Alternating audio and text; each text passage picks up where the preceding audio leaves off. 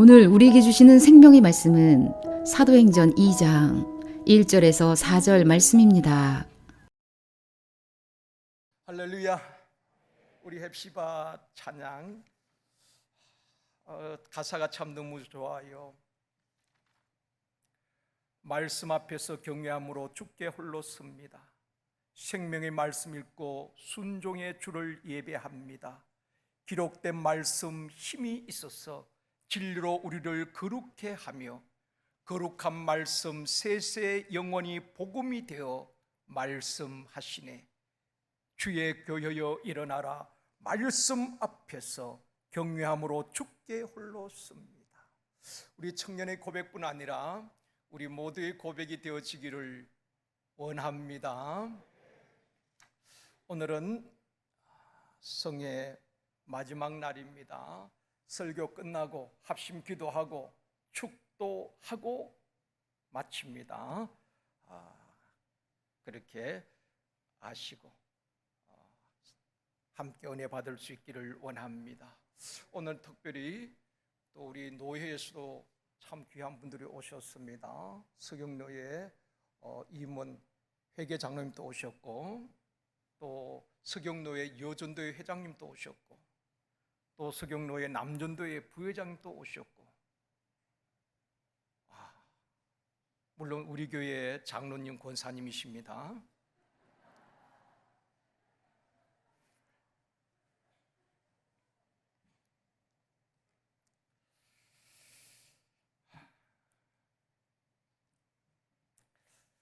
오늘 이 밤에도 하나님께서 우리에게 말씀을 통하여서 은혜 주실 줄 믿습니다. 옆에 분하고 한번 인사하시겠습니다. 잘 오셨습니다. 은혜 받읍시다.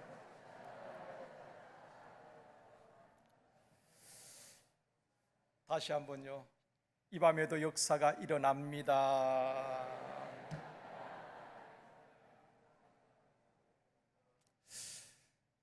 참 좋은 밤입니다.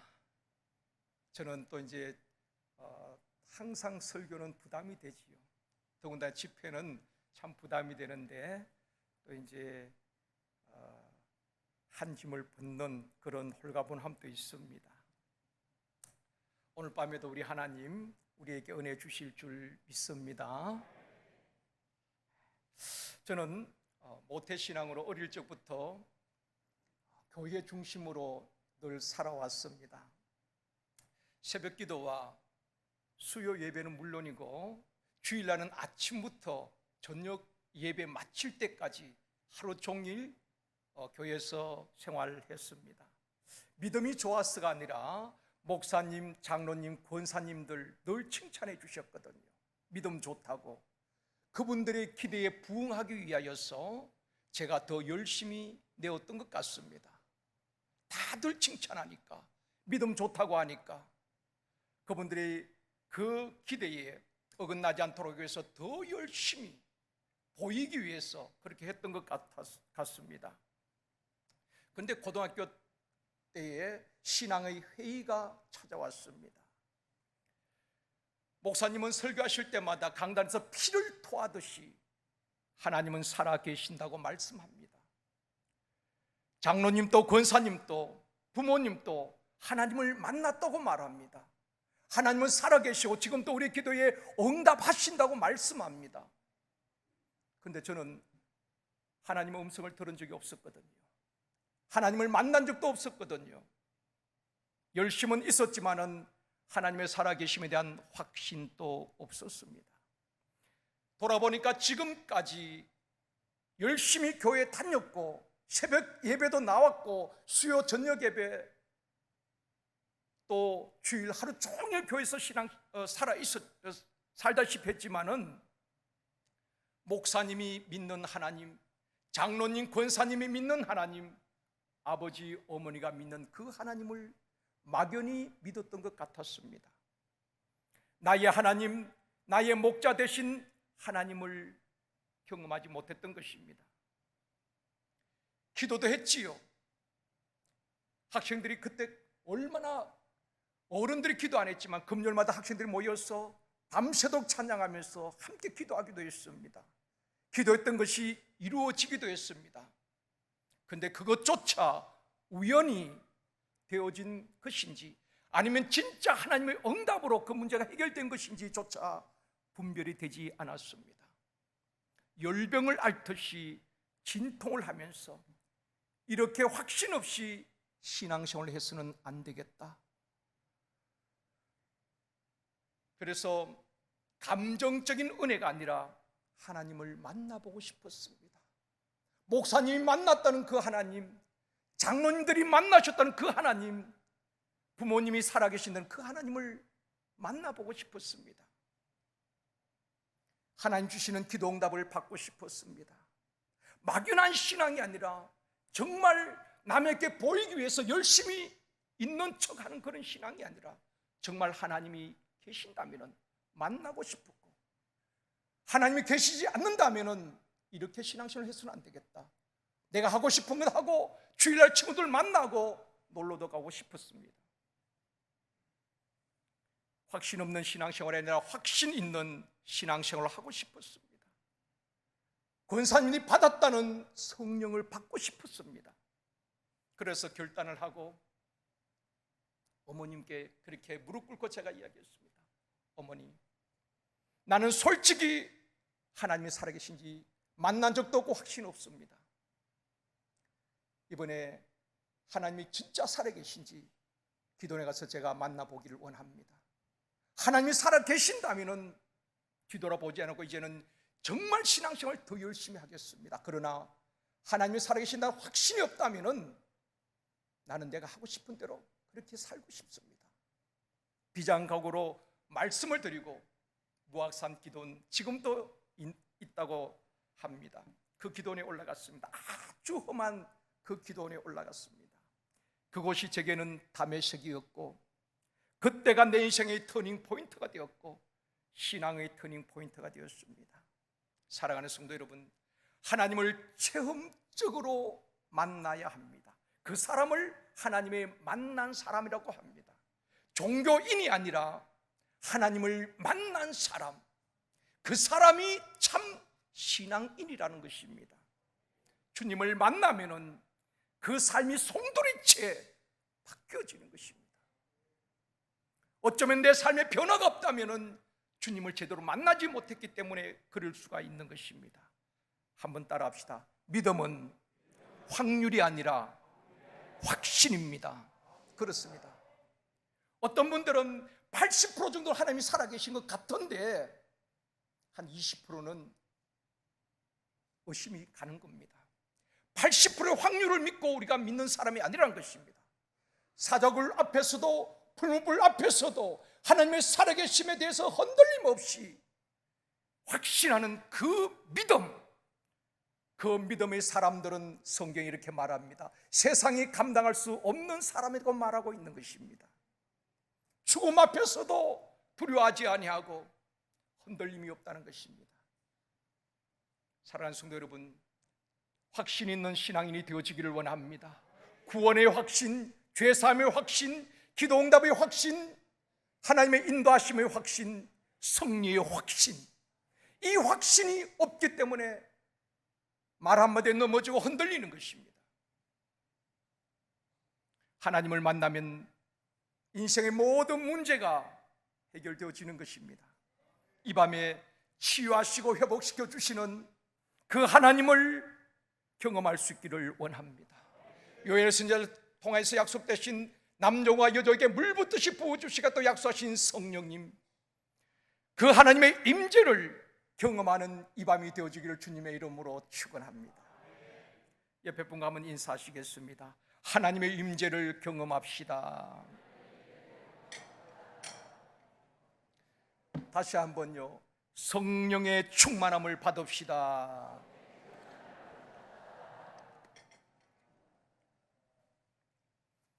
예수님께서 부활하시고 이 땅에 며칠간 계셨나요? 우리 청년만 한번 대답해 볼까요? 예수님께서 부활하시고 이 땅에 얼마나 계셨다고요? 40일. 부활하시고 그냥 바로 승천하신 것이 아니라 이 땅에 40일 동안 계시면서 제자들께 나타나 보이시기도 하고 말씀을 가르치셨습니다.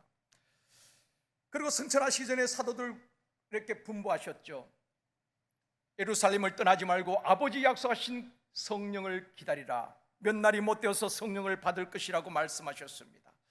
왜 주님께서 성령을 받으라고 말씀하셨을까? 왜 성령을 받아야 할까요? 첫 번째입니다. 왜 성령을 받아야 하는가?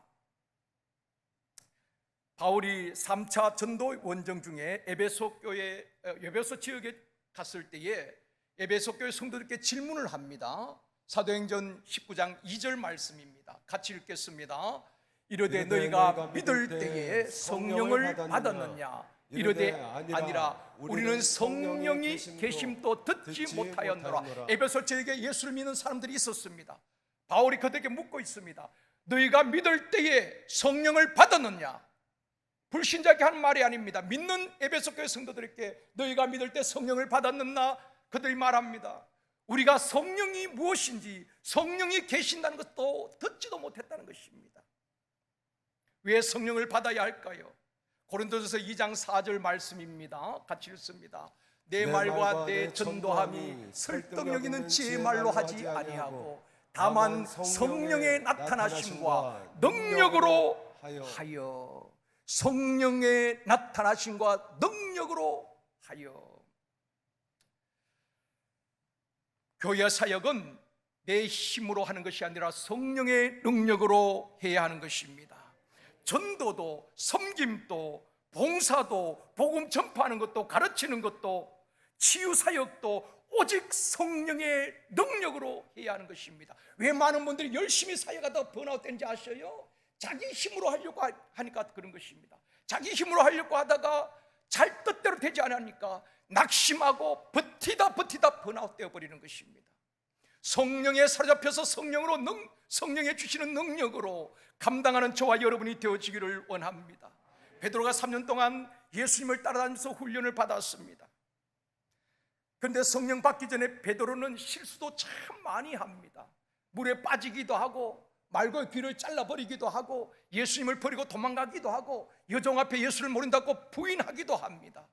3년 반 동안 훈련 받았지만은 한순간에 무너졌다는 것입니다. 여러분, 열심히 교회 다녀도 한순간에 무너지는 사람들도 있습니다.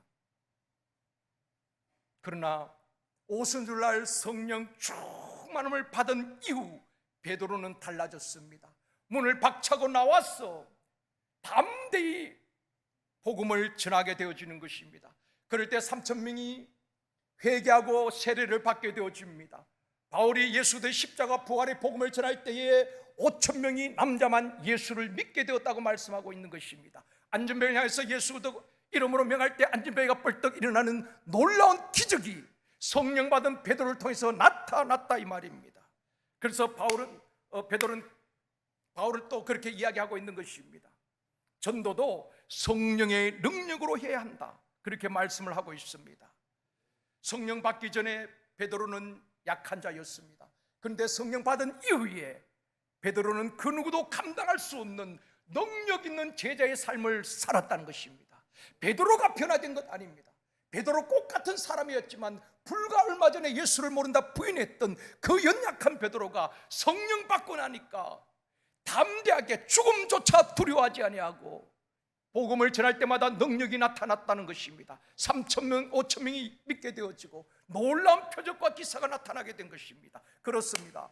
우리가 성령 받지 않으면 연약하지만은 성령 받으면 약한 자가 강하게 되어집니다. 성령 받으면은 무능한 자가 유능한 자가 되어집니다. 성령 받으면 육을 따라 살아가던 육의 사람이 영의 사람이 되어지는 것입니다. 성령 받으면은 꿈이 없고 세상에서 방황하던 사람이 꿈과 비전이 생겨나게 되는 것입니다. 하루하루 괴로운 가운데 살던 인생이 성령 받으면 기쁨으로 충만하게 되어줄 줄 믿습니다.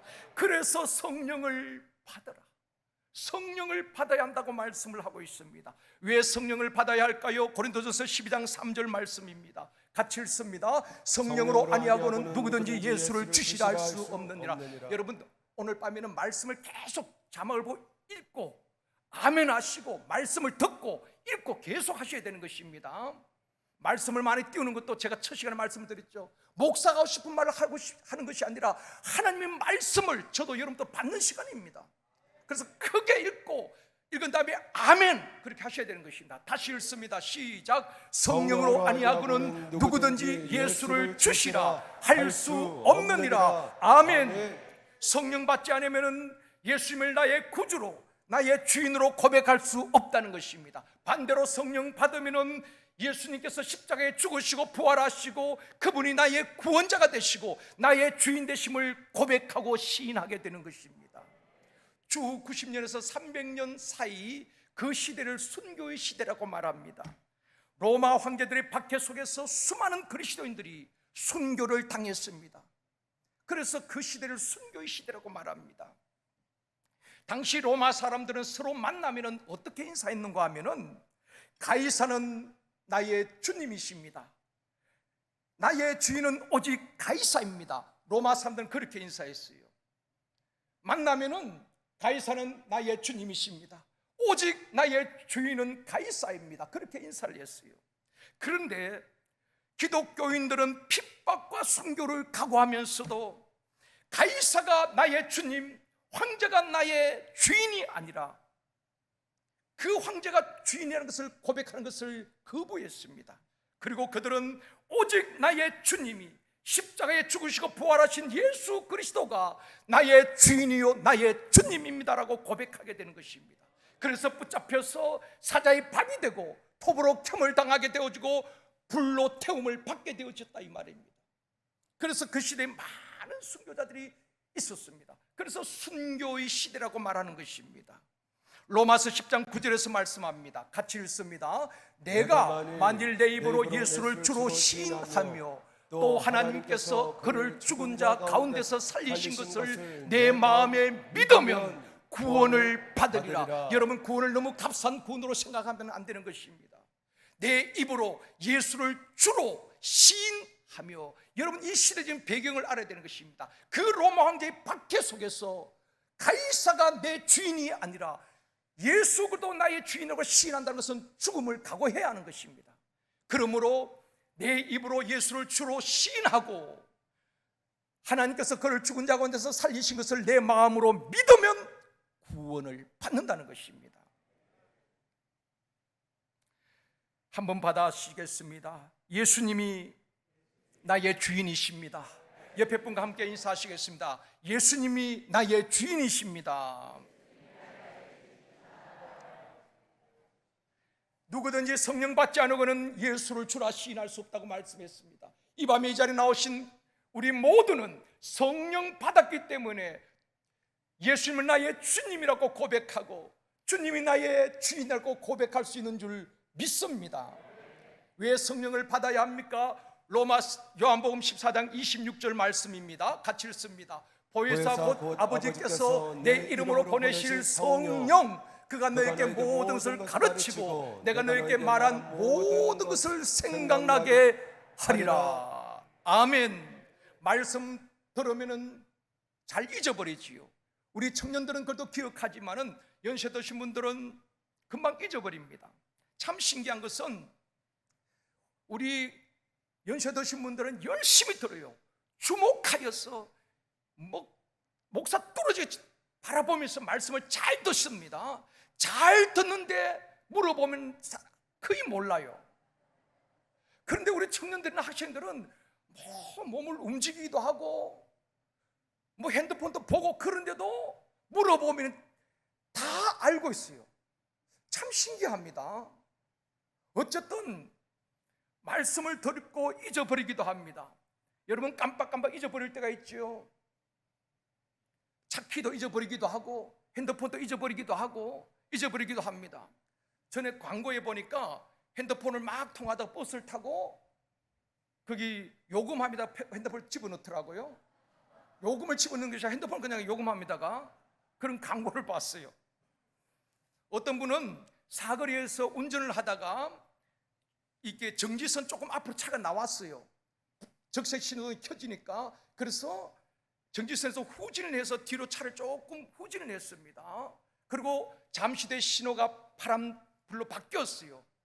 그래서 엑셀을 밟으면서 고 하고 엑셀을 밟았는데 차가 앞으로 가야 될 차가 뒤로 가서 뒷차를 들이받아가지고 20만 원 물려줬잖아요. 누라고 말할 수 없지만 그런 분이 있습니다. 여러분, 듣고 잊어버려도 성령님께서 필요할 때에 생각나게 하신다는 것입니다.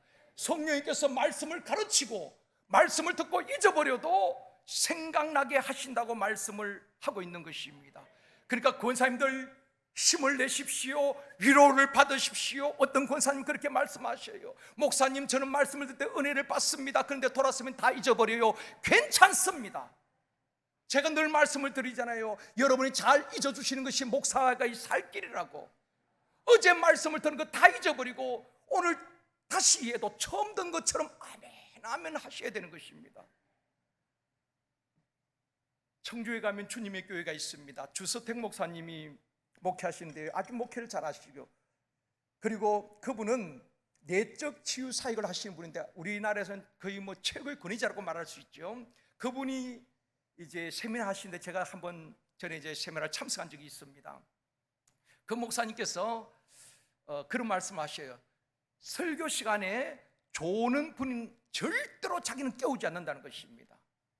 어떤 분들은 막 설교하면서도 눈 좀 뜨십시오. 전에 어떤 부흥사는요, 제 말이 아닙니다. 어떤 부흥사는 그냥 눈 좀 뜨십시오 이렇게 말한 것이 아니라 그분의 말 그대로 빌릴게요. 눈깔 떠. 와, 뭐 너무 말을 험악하게 하시더라고요.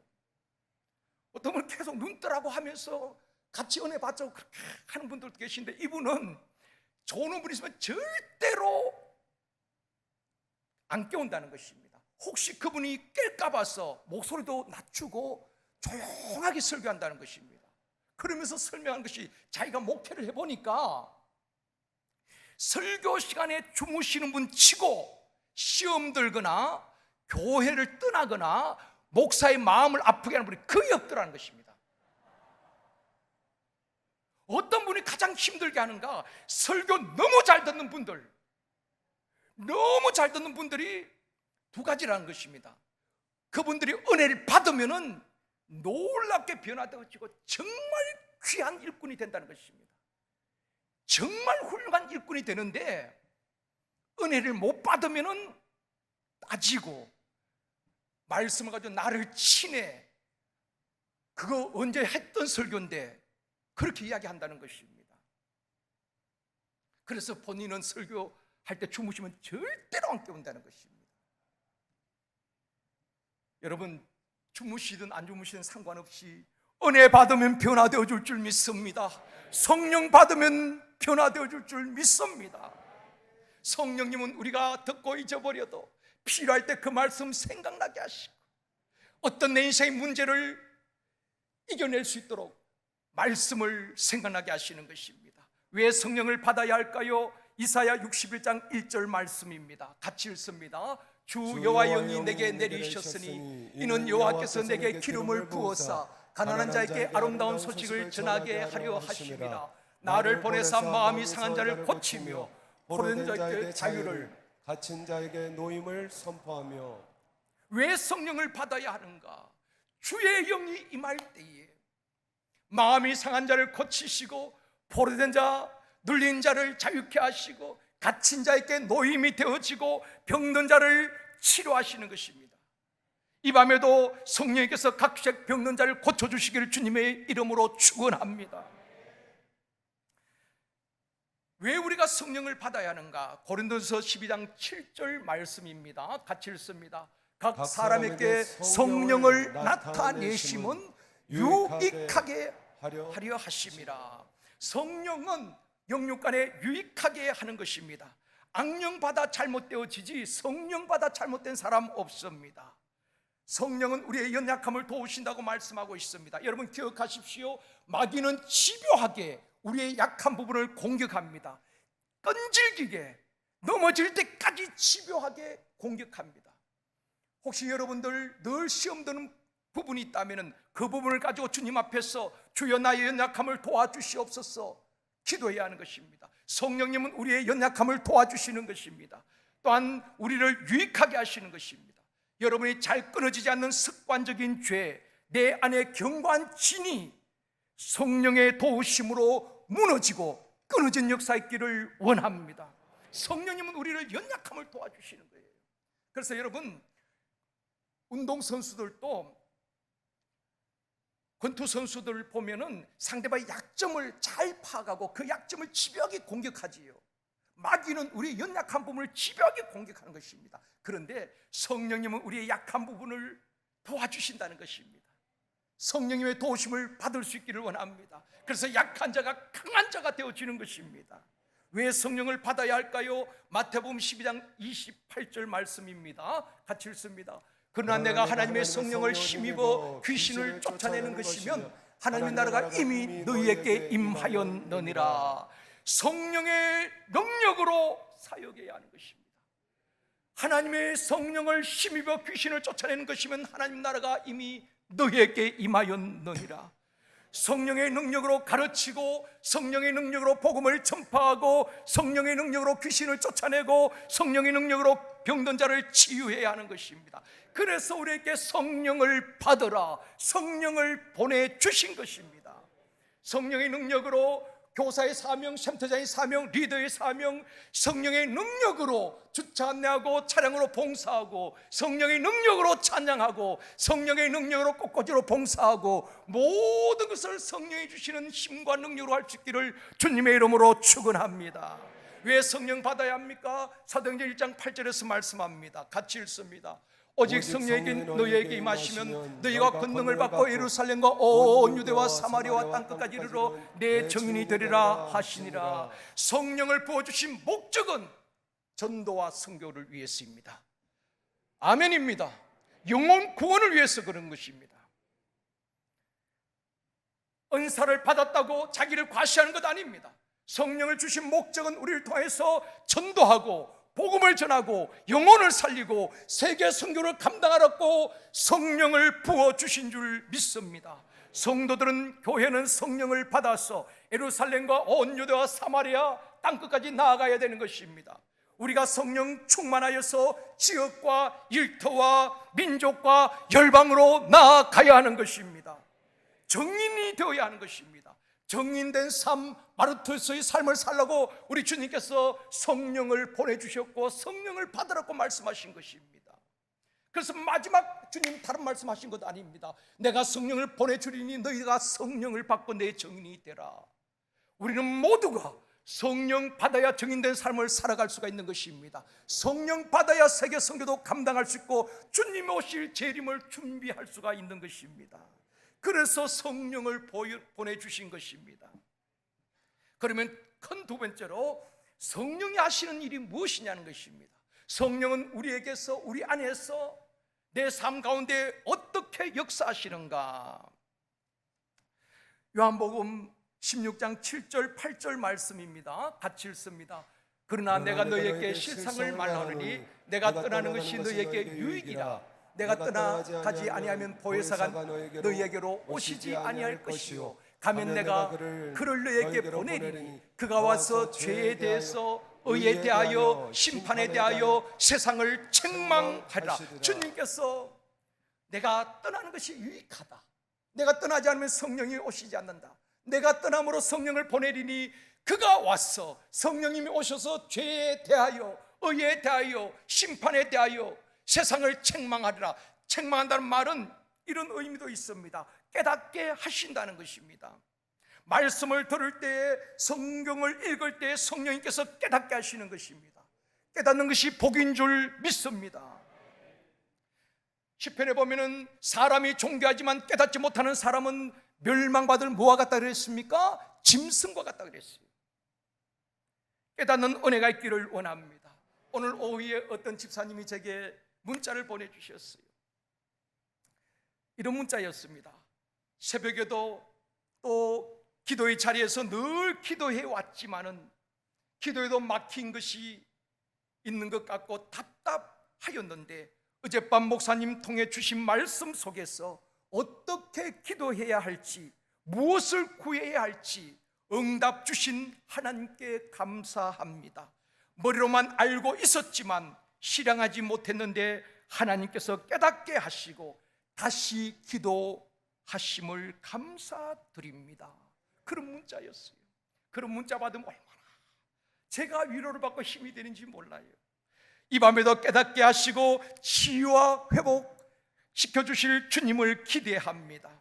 여러분, 성령이 임하면은 책망도 하시고 깨닫게 하시는 것입니다.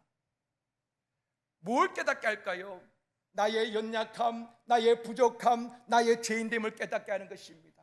여러분, 내가 어떤 사람인가를 알아야지 우리는 주님을 갈급히 찾게 되어지는 것입니다. 이사야는 무엇을 깨달았습니까? 자신의 죄인됨을 깨닫게 되는 것입니다. 나는 입술이 부정한 사람이로다, 그렇게 고백하게 되어지는 것입니다. 베드로는 주님을 만난 다음에 뭐라고 고백합니까? 주여, 나를 떠나소서, 나는 죄인이로소이다. 자신은 율법의 완벽하게 지켰다고 자부했던 그 사도 바울이 주님을 만나고 나니까, 빛 대신 주님 앞에 서니까 자신의 그 죄가 적나라하게 드러나는 것입니다. 그래서 고백하기를 나는 죄인 중에 괴수입니다, 그렇게 고백하는 것입니다. 자기의 연약함, 부족함, 죄인임을 알기에 주님이 필요한 것입니다. 그러기에 주님의 능한 손에 붙잡힌 바 되어지는 것입니다. 그래서 한 시대에 세상이 감당하지 못할 위대한 제자로, 사도로 수임받게 되는 것입니다. 깨닫는 것이 복이요 은혜인 줄 믿습니다. 성령님은 우리를 깨닫게 하시는 것입니다. 책망하시는 것입니다. 왜 성령은 하시는 일이 무엇일까요? 요한복음 16장 13절 말씀입니다. 같이 읽습니다. 그러나 진리의 성령이 오시면 그가 너희를 모든 진리 가운데로 인도하시리니 그가 스스로 말하지 않고 오직 들은 것을 말하며 장래 일을 너희에게 알리시리라. 성령, 진리의 성령이 오시면은 저와 여러분을 진리 가운데로 인도하시고 장래 일을 너희에게 알리시리라. 여러분, 외국에 여행하다 보면 가이드의 도움을 받습니다. 초행길이기 때문에 가이드의 안내를 따라서 우리가 여행을 하게 되는 것입니다. 우리 인생은 다 초행길입니다. 그러므로 우리를 인도할 자가 필요한 것입니다. 우리의 인도자는 성령님이신 줄 믿습니다. 진리의 영이신 성령님께서 우리를 진리 가운데로 옳은 길로, 승리의 길로 인도하여 주실 줄 믿습니다. 주님의 인도하심, 성령의 인도하심을 받으면 결코 그 인생 잘못되어지지 않습니다. 우리 자녀들이 성령의 인도하심을 받으면 반드시 잘 되어질 줄 믿습니다. 성령의 인도하심을 받지 못하고 내 생각대로 살아갈 때에 그 길이 바른 길인 줄 알았는데 멸망의 길일 수도 있다는 것입니다. 뿐만 아니라 성령님은 장래일을 알려주신다고 말씀하고 있습니다. 아브라함에게 소돔성을 멸하기 시기 전에 하나님의 사람 아브라함에게 다 미리 알려주셨지요. 하나님께서는, 성령님은 우리에게 장래일에 대해서 알려주시고 미리 예비하게 하시고 준비하게 하실 때가 있습니다. 그리고 성령님 우리에게 꿈을 주시고 비전을 주시는 것입니다. 꿈이 없는 사람, 비전이 없는 사람은 세상에서 방황하고 갈등하는 것입니다. 그러나 우리 주님은 비전을 주시고 꿈을 주시고 진리 가운데로 인도하시는 성령님, 그분을 우리에게 보내주신 것입니다. 성령님은 또한 어떤 일을 하시는가? 사도행전 9장 31절 말씀입니다. 같이 읽습니다. 그리하여 온 유대와 갈릴리와 사마리아와 교회가 평안하여 든든히 서가고 주를 경외함으로 성령의 위로로 진행하여 수가 더 많아지니라. 성령님은 교회를 평안하게 하며 든든히 세우며 성령님은 위로하신다고 말씀하고 있습니다. 여러분, 교회는 성령님이 역사하시면 교회가 평안합니다. 아멘입니다.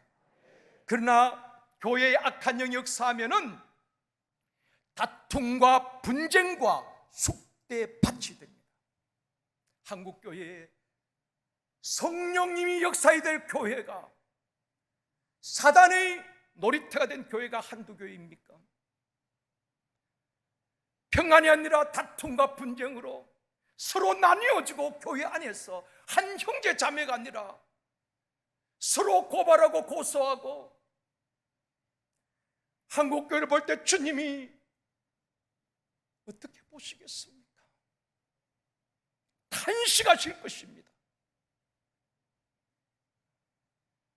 악한 영역 사명 교회를 완전히 쑥대밭을 만들어 버리는 것입니다. 우리 제일성덕교회 성령이 이끄시는 교회가 되어지기를 원합니다. 하나님의 뜻이라면은 아멘으로 순종하며 성령의 인도하심을 받는 교회가 되어지기를 원합니다. 성령님은 교회를 평안하게 하고 든든히 세워갈 뿐 아니라 위로의 성령님, 위로해 주신다고 말씀하고 있습니다. 성령님은 성도들을 위로하십니다. 참된 위로자는 성령님이십니다. 성령님은 우리의 속사정, 나의 마음, 나의 아픔, 나의 상처, 나의 억울함도 아시고 위로하시는 것입니다. 이 밤에도 위로의 성령님, 우리를 위로해 주실 줄 믿습니다. 여러분의 마음을 누가 알아 위로하겠습니까? 주밖에 나의 마음 네 알아주리요. 주밖에 내 마음 네 알아주리요. 우리의 마음을 아시고 주님은 세미한 음성으로 사랑하는 아들아 힘들지, 사랑하는 딸아 힘들지, 위로해 주시는 것입니다. 이 밤에도 성령의 위로하심이 우리 모두에게 있기를 주님의 이름으로 축원합니다. 또한 성령이 하시는 일이 어떤 일일까요? 데살로니가전서 1장 6절 말씀입니다. 같이 읽습니다. 또 너희는 많은 환난 가운데서 성령의 기쁨으로 말씀을 받아 우리와 주를 본받는 자 되었으니. 데살로니가 교회에 왜 환난이 없었겠습니까? 많은 환난이 있었지만은 성령의 기쁨으로, 성령의 주시는 기쁨으로 기쁨이 충만한 교회가 되어준 줄 믿습니다. 많은 환난 가운데서 기뻐할 수 있었던 것은 성령의 주시는 기쁨이었던 것입니다. 사랑하는 성도 여러분, 우리 마음에, 우리 가정에 염려, 근심이 떠나가고 슬픔이 떠나가고 우울증이 다 떠나가고 성령이 주시는 기쁨으로 충만하기를 주님의 이름으로 축원합니다. 성령이 하시는 일이 무엇일까요? 사도행전 8장 26절 말씀입니다. 같이 읽습니다. 주의 사자가 빌립에게 말하여 이르되 일어나서 남쪽으로 향하여 예루살렘에서 가사로 내려가는 길까지 가라 하니 그 길은 광야라. 성령님은 전도를 도와주시는 것입니다. 성령님이 빌립에게 말씀하셨습니다. 일어나서 남쪽으로 향하여 예루살렘에서 가사로 내려가는 길까지 가라. 빌립이 성령의 말씀에 순종하여서 갈 때에 누구를 만납니까? 에디오피아 내시를 만나게 되는 것입니다. 그리고 전도하고 에디오피아 내시에게 세례를 베풀게 되어지는 것입니다. 북아프리카에서 가장 복음의 꽃을 피웠던 나라가 에디오피아입니다. 바로 빌립이 에디오피아 내시를 성령 인도하심을 따라 전도하게 되어지는 것입니다.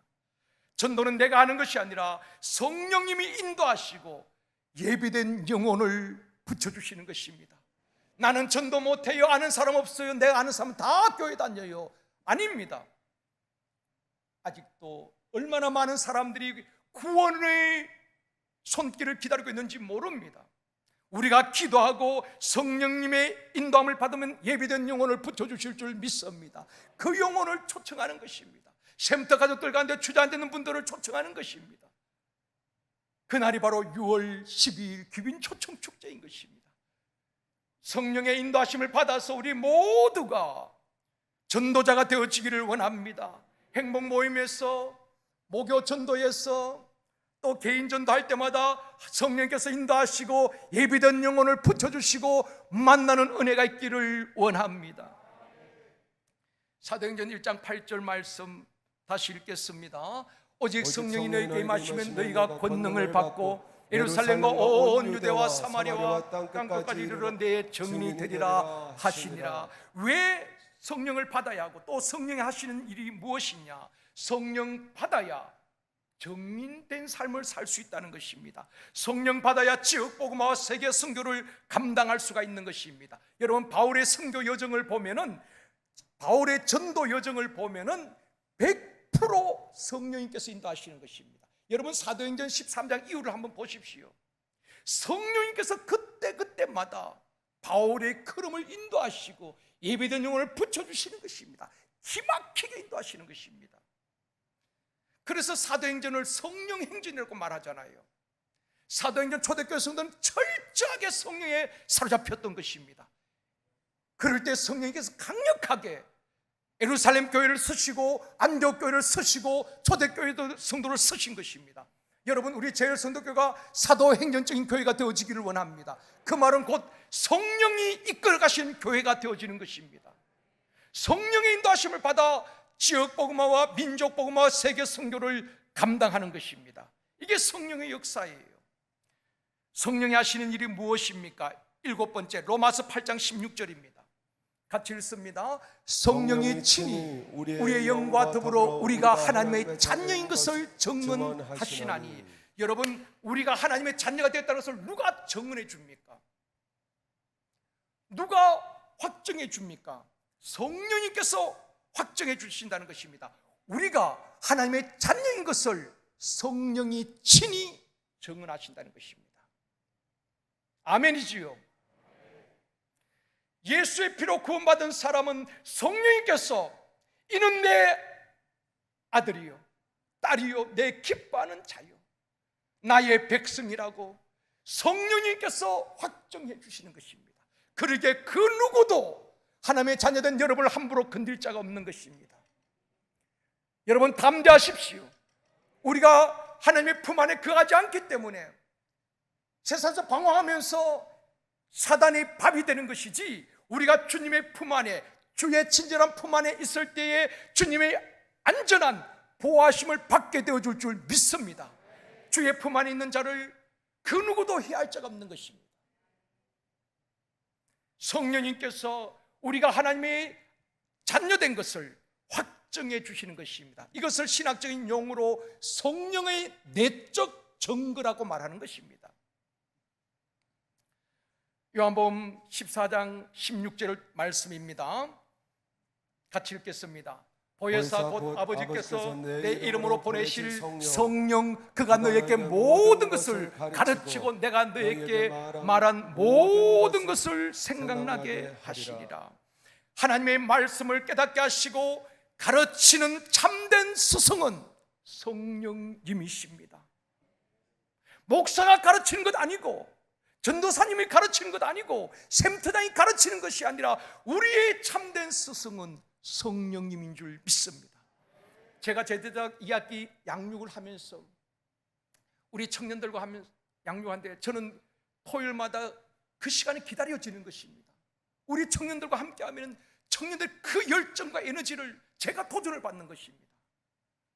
얼마나 기대가 되는지 모릅니다.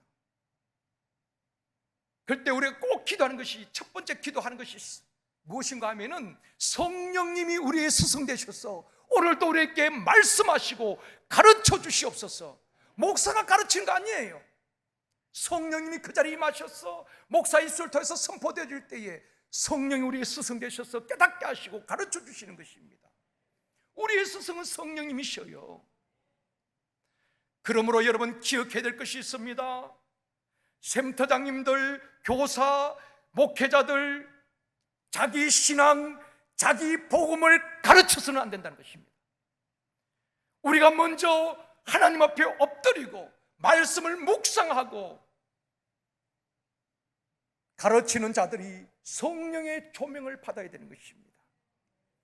바로 깨닫고 바로 가르쳐야 되는 것입니다. 여러분, 가정에 수도물을 틀면 수도물이 나옵니다. 수원지에서 그 우리가 보지 못하지만 배관이 쫙 달려 있습니다.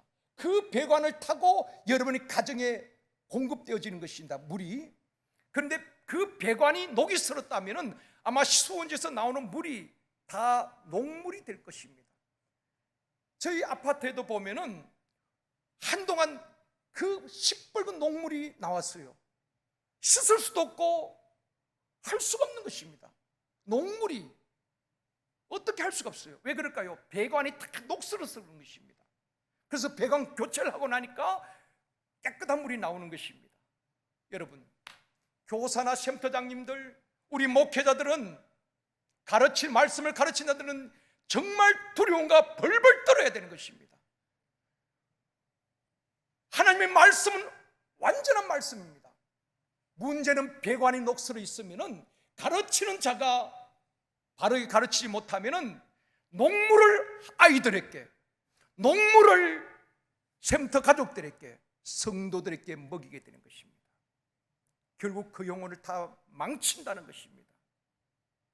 그렇기 때문에 우리가 먼저 말씀 앞에 벌벌 떨면서 그 말씀을 받고 성령이 주시는 말씀을 깨닫고, 성령은 너에게 모든 것을 가르친다고 말씀하잖아요. 그리고 그 말씀을 깨닫고 바르게 가르쳐야 되는 것입니다. 사랑하는 성도 여러분, 바울이 사랑하는 제자 디모데에게 간곡하게 부탁한 것이 뭔지 아십니까? 디모데야, 너 목회 잘해. 이렇게 해야지 교회를 부흥시킬 수 있어. 그렇게 말한 것 아닙니다. 바울이 디모데에게 간곡하게 권면한 것은 너는 진리의 말씀을 옳게 분별하라. 너는 진리의 말씀을 옳게 분별하라. 목회자인 디모데여, 너는 진리의 말씀을 옳게 분별하라. 그래서 디모데 전후서를 목회 서신이라고 말하는 것입니다. 우리 목회자는 그 말씀을 수십 번 묵상하고 읽어야 되는 것입니다. 너는 진리의 말씀을 옳게 분별하라. 그래야 양을 살릴 수 있고 맡겨진 영혼을 살려낼 수 있다. 말씀을 가르치는 우리 교사님들, 우리 쉼터장님들, 교사님들이 죄송합니다, 금요 기도에 나오지 아니하고 예배 자리에 나오지 아니하고 부서에 가서 뭘 가르치겠습니까? 자기 생각대로 복음을 가르치는 것입니다. 정말 우리가 깨달은 그 복음, 그 하나님의 말씀을 부모가 자식을 양육하듯이 양육할 때에 다음 세대 소망이 있습니다. 피자 한 판 사주고 통닭 한 마리 시켜주는 것이 중요한 것이 아닙니다. 말씀이 그들을 사로잡지 못하면 학생 때는 머물러 있습니다. 부모님이 직분자기 때문에 여러분 대학교만 가보십시오. 군에만 갔다 와보십시오. 자매님들 결혼해 보십시오. 믿음의 자리에서 그렇게 열심히 있던 청년들이 추풍낙엽처럼 떨어진 것이 우리 한국교회의 현실 아닙니까? 다음 세대 외친다고 되는 것 아닙니다. 가르치는 자가 말씀을 옳게 분별하고 생명 걸고 그 말씀을 같이 나누고 가르치지 아니하면 사단이 가만두지 않습니다. 우리 다음 세대는, 그래서 저는 교사들에게 달려있다고 저는 생각합니다. 교사들이 깨어야 되는 것입니다. 교사들이 영성이 있어야 되는 것입니다. 교사들이 기도해야 하는 것입니다.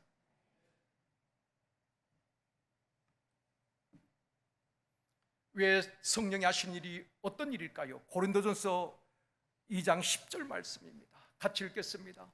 오직 하나님의 성령으로 이것을 우리에게 보이셨으니 성령은 모든 것 곧 하나님의 깊은 것까지도 통달하시느니라. 여러분, 성령은 우리로 하여금 우리는 참 내일을 알지 못하지요. 양처럼 때로는 우둔합니다. 그런데 내 안에 성령이 오시면 성령은 지혜의 영입니다. 예리한 통찰력을 주시고 선악간의 분별력을 주시고 영적 분별력을 주시고 올바른 판단력을 주시고 하나님의 깊은 것까지 통달하게 하신다고 말씀하고 있습니다. 하나님의 마음을 읽고 알게 되어지는 것입니다. 이 밤에도 하나님께서 이런 예리한 통찰력과 분별력과 영적 분별력을 이 밤에도 주실 줄 믿습니다. 그런 성령의 통찰력을 가지고 사업을 하면은, 장사를 하면은 앞서갑니다. 하나님께서 지혜도 주실 줄 믿습니다. 신명기 말씀에 재물 얻을 능력도 주신다고 말씀하고 있지 않습니까? 우리 청년들뿐 아니라 우리 모든 성도님들, 또 우리 자녀들에게 재물 얻을 능력을, 재물 얻을 지혜를 하나님께서 주시기를 주님의 이름으로 축원합니다. 성령이 하시는 일이 무엇인가? 마지막 10번째 고린도전서 12장 8절 9절 말씀입니다. 같이 읽겠습니다. 어떤 사람에게는 성령으로 말미암아 지혜의 말씀을, 어떤 사람에게는 같은 성령을 따라 지식의 말씀을, 다른 사람에게는 같은 성령으로 믿음을, 어떤 사람에게는 한 성령으로 병 고치는 은사를. 자, 중요한 말씀입니다. 여러분, 우리에겐 두 가지 권위가 있습니다. 두 가지 권위가 있는데, 첫 번째는 따라합시다. 주어진 권위, 주어진 권위. 또 하나는 획득된 권위. 다시 한번요, 획득된 권위. 자, 설명드립니다. 주어진 권위가 무엇이냐?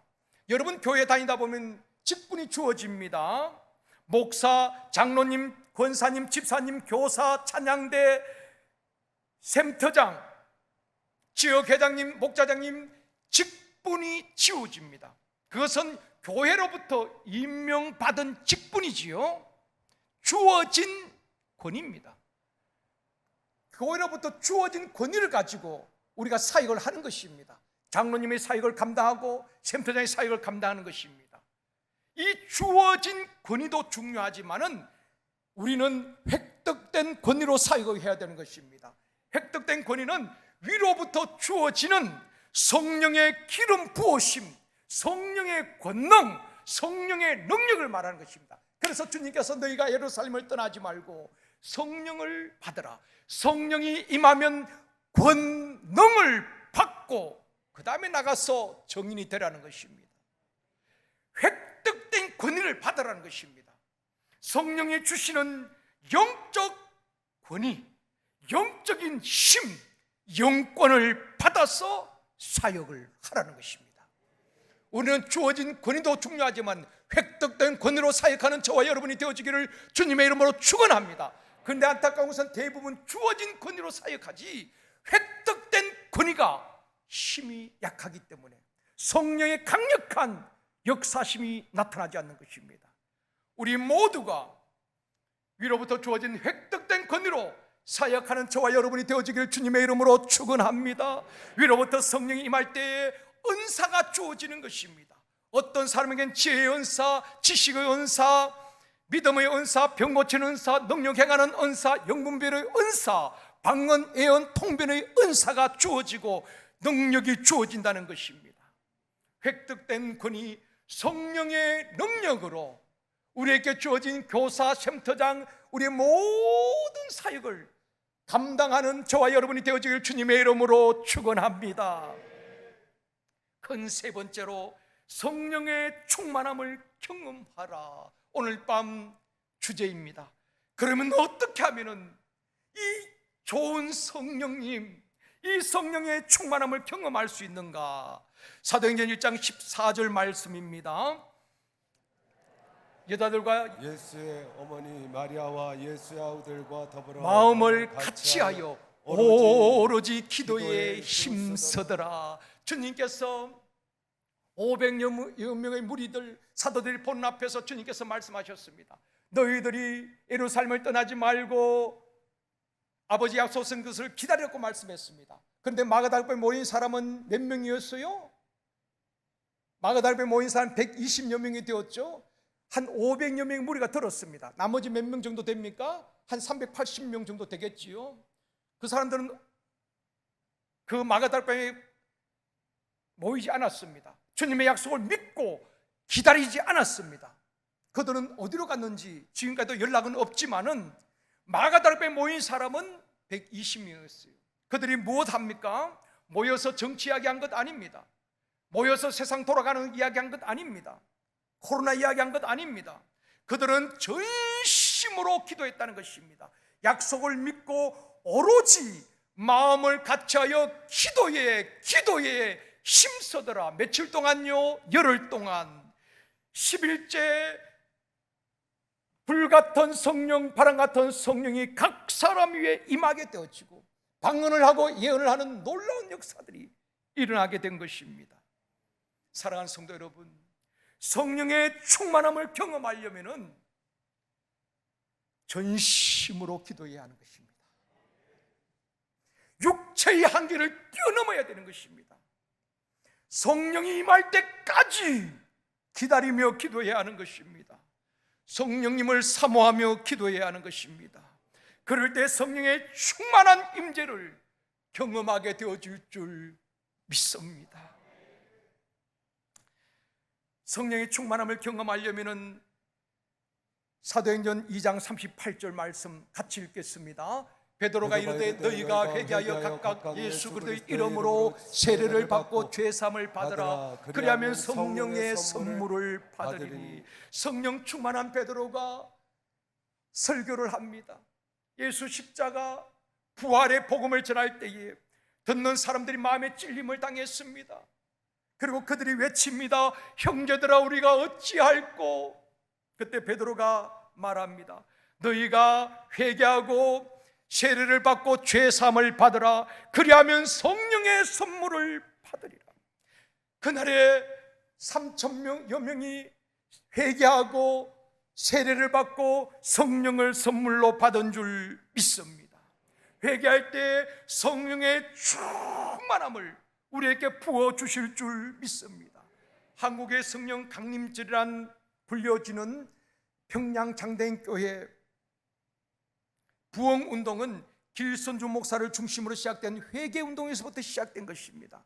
1907년 1월 2일부터 2주간 동안 말씀 사경회가 열려졌습니다. 마지막 날 밤에 길선주 목사님이 공개적으로 회개를 하는 것입니다. 형제들을 미워한 것을 회개합니다. 아내를 사랑하지 못한 것을 목사님이 강단에서 공개적으로 회개하는 것입니다. 그리고 방위랑 선교사님을 미워한 것을 회개하는 것입니다. 친구의 돈을 떼먹은 것을 땅바닥을 치면서 울면서 회개하는데 하나님께서 회개 영을 부어주셨어.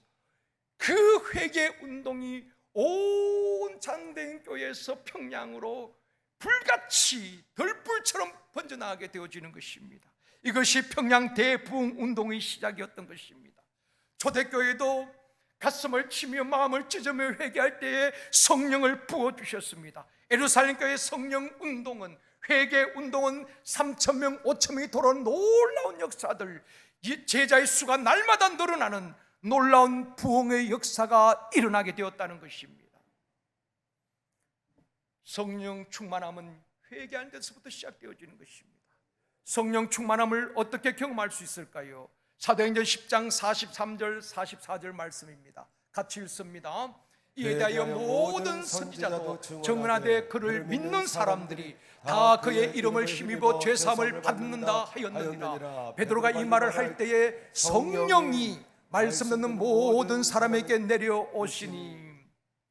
로마 군대 백부장 고넬료가 환상을 보고 요바에 있는 베드로를 초청하여서 말씀을 듣습니다. 일가 친척 모두 모아놓고 이방인 고넬료가 베드로를 초청해서 말씀을 들을 때에 말씀 듣는 모든 사람에게 성령이 내려오셨다고 말씀하고 있습니다.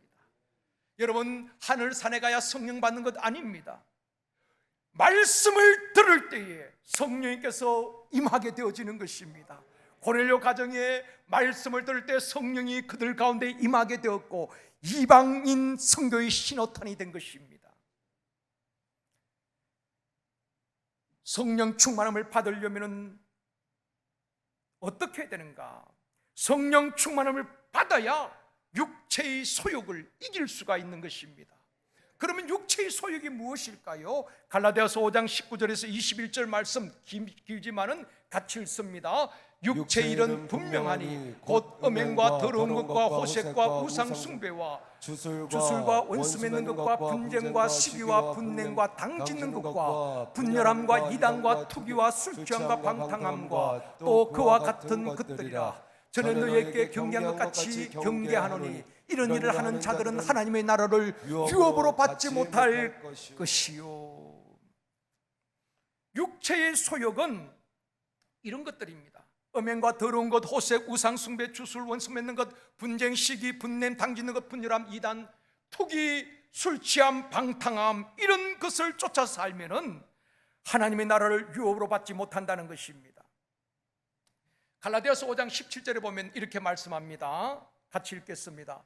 육체의 소욕은 성령을 거스리고 성령의 소욕을 거스리나니 이 둘이 서로 대적함으로 너희가 원하는 것을 하지 못하게 하려 함이니라. 자, 이제 결론 부분이니까 여러분 잘 들으시면 되겠습니다.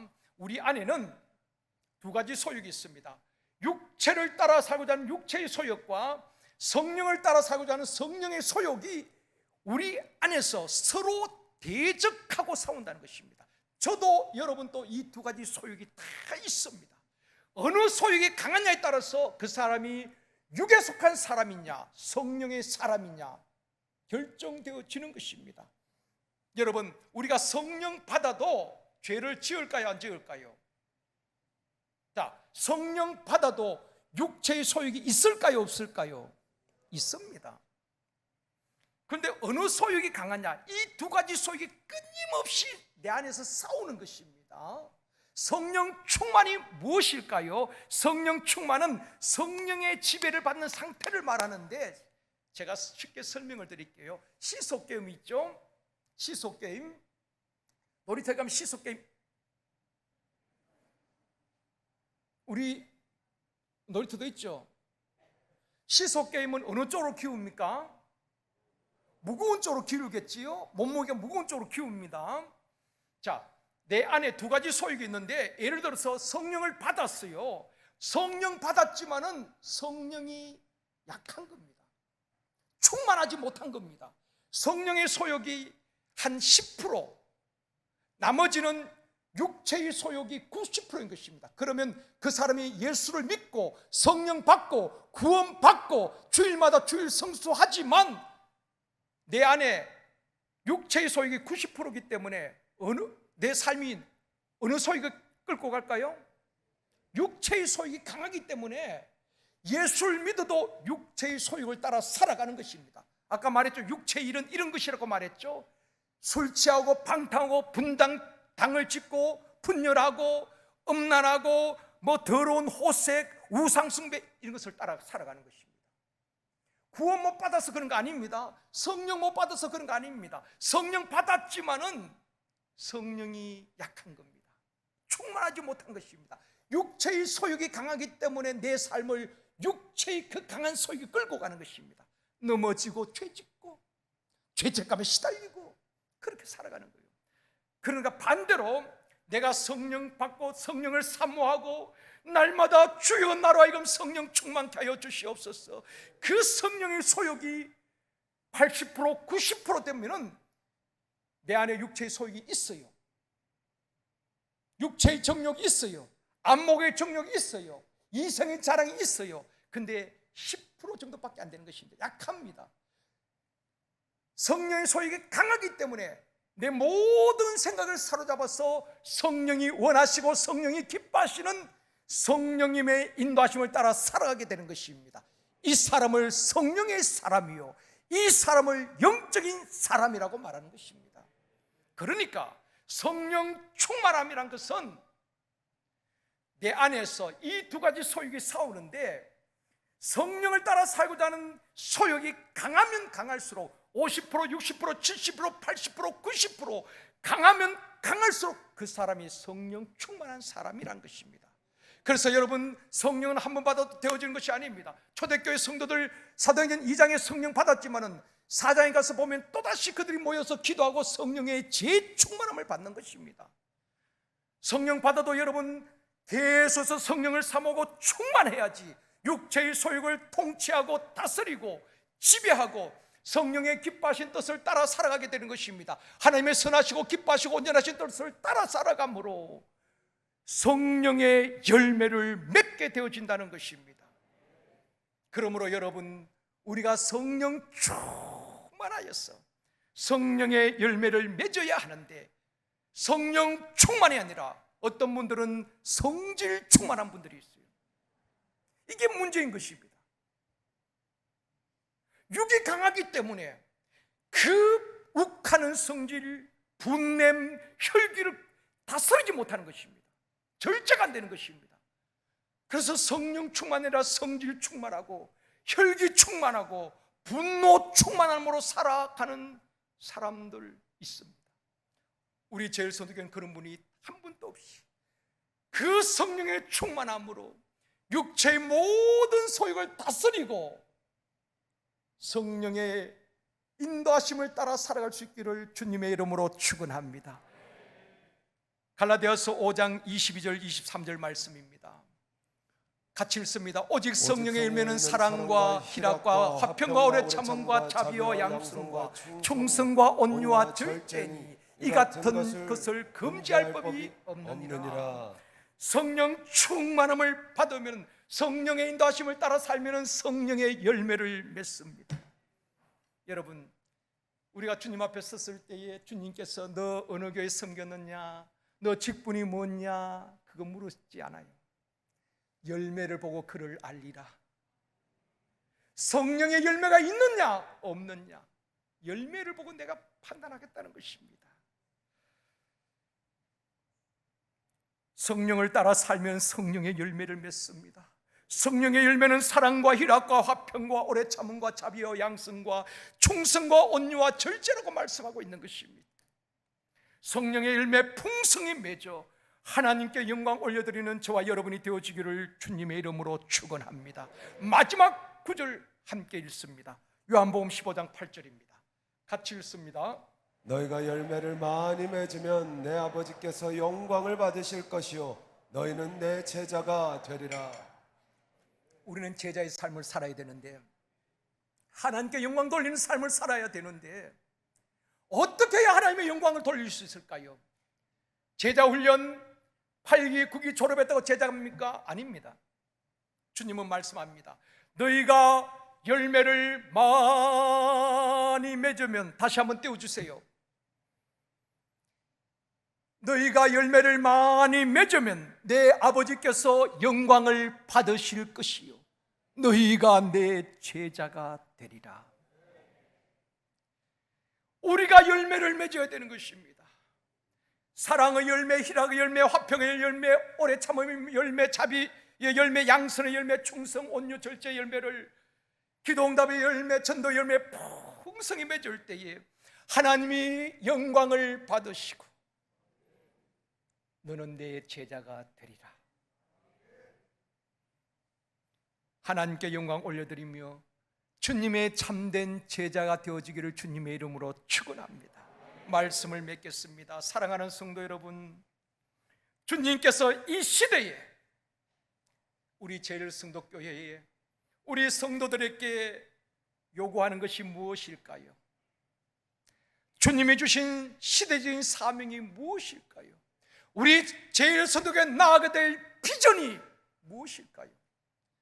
담임 목사 혼자서 피를 토하도 외친다고 비전이 이루어지는 것 아닙니다. 우리 모두가 말씀만 해서 주신 비전을 붙들을 때에 우리 하나님은 우리 제일성도교회를 통해서 하나님의 비전을 이루어 가시고 영광을 받으시고 여러분의 가정과 직장, 일터, 사업장, 자녀들 축복하시고 역사의 주역으로 서실 줄 믿습니다. 이번 부흥회에 우리가 왜 치유받고 회복받아야 되느냐? 결론은 하나님께 영광을 올려드리고 참된 제자의 삶을 살고 주님이 주신 사명을 이루고 비전을 이루어 가야 되는데, 주님이 주신 비전은 두 가지입니다. 성경에 주신 주님의 비전은 마태복음 28장 마지막 부분과 사도행전 1장 8절에 나오는 두 비전, 이것이 이 지상의 모든 교회, 모든 성도들이 주신 주님의 비전이요, 주님의 꿈이요. 그 비전이 성취될 때 주님은 약속대로 다시 이 땅에 오실 것입니다. 첫 번째 비전은 사도행전 마태복음 28장 19절 20절에 보면은 너희는 가서 모든 민족을 제자 삼아 아버지와 아들과 성령의 이름으로 세례를 베풀고 주님께서 분부한 모든 것을 가르쳐 지키게 하라. 다시 말씀을 드리면 너희들이 제자가 되고 또 제자를 세워라. 교회 안에뿐 아니라 가정에서, 일터에서, 민족과 열방을 향하여서 모든 민족을 제자 삼아라. 이게 주님이 주신 위대한 비전이에요. 교회는 그 비전에 붙잡혀야 되는 것입니다. 건물을 짓고 안 짓고 그 문제 아닙니다, 여러분. 건물이 좀 노후되었으면 어떻습니까? 초대교회는 그런 건물도 없었습니다. 그들이 모이는 곳이 교회예요. 성령이 임재의 자리였습니다. 광야에 있는 세례 요한에게도 사람들이 사방에서 몰려왔단 말입니다. 교회가 본질을 붙들어야지 그 치장을 하는 것은 실속 없는 교회입니다. 주님은 그거 기뻐하는 것이 아닙니다. 본질을 붙들어야 되는 것입니다. 우리가 제자가 되고 자녀들을 제자 삼아 세우고 학생들을 제자 삼아 세우고 모든 민족을 제자 삼아 주님이 가르쳐 주신 그 복음을 가르치라는 것입니다. 그리고 또 한 가지 사도행전 1장 8절 말씀, 오직 성령이 임하면 너희가 권능을 받고 예루살렘과 온 유대와 사마리아와 땅끝까지 이르러 내 증인이 되라. 지역 복음화와 마르투스의 삶, 정인된 삶을 살면서 민족을 넘어 열방, 세계 모든 민족 열방으로 복음을 전하고 교회가 없는 곳에 교회를 세우고 예배가 없는 곳에 예배를 드려 하나님께 영광 올려드리게 하라는 것입니다. 그것이 바로 제자되고 제자 삼는 이 비전이 주님이 교회에 주신 비전이요, 모든 민족과 열방, 지역 복음화 세계 선교의 비전을 지상교회에 주신 것입니다. 그걸 위해서 제일선도교회를 세워주셨고 믿는 신앙 공동체를 세워주신 것입니다. 그저 우리끼리 위로받고 그저 어려울 때 좀 도와주고 그 정도가 아닙니다. 주님의 그 위대하신 지상 명령, 모든 민족을 제자 삼고 전 세계를 품고 예루살렘과 유대와 온 유대와 사마리아 땅끝까지 이르러 나가야 하는 것입니다. 나가든지 보내든지 선교사적인 삶을 살아가야 되는 것입니다. 그것이 사도행전이 보여주는 성령의 역사인 것입니다. 사랑하는 성도 여러분, 교회가 붙들어야 될 본질, 교회에 주신 주님의 비전, 그 비전에 붙들림 바 되어주는 교회가 되어지고 우리 청년들이 되어지고 우리 목회자, 장로님, 권사님, 안수집사님, 우리 집사님, 우리 모든 성도들이 되어지기를 원합니다. 교회가 붙들어야 될 본질, 제자되고 제자 삼는 비전, 지역 복음화 세계 선교란 이 비전을 붙들고 모든 열방과 민족, 전 세계를 향하여서 우리 모든 성도가 같은 말, 같은 마음, 같은 뜻, 같은 열매 맺으며 달려가서 하나님께 영광 올려드리며 시대적인 사명을 감당하는 사도행전적인 교회, 지금 또 사도행전은 멈추지 않고 성령 역사는 멈추지 않았습니다. 우리 제일성도교를 통하여서 사도행전 29장을 서내려 가야 하는 것입니다. 주님 오시는 그날까지, 주님 앞에 서는 그날까지, 우리 시대에 주님 오시지 않는다면 우리 다음 세대의 바톤을 넘겨서라도 주님 오시는 그날까지 우리 제일성교회는 성령이 이끄시고 성령이 통치하시고 성령이 주관하시는 사도행전적인 교회가 되어져서 전 세계를 향하여서 복음을 전하는 주님이 기뻐하는 교회가 되어지기를 주님의 이름으로 축원합니다.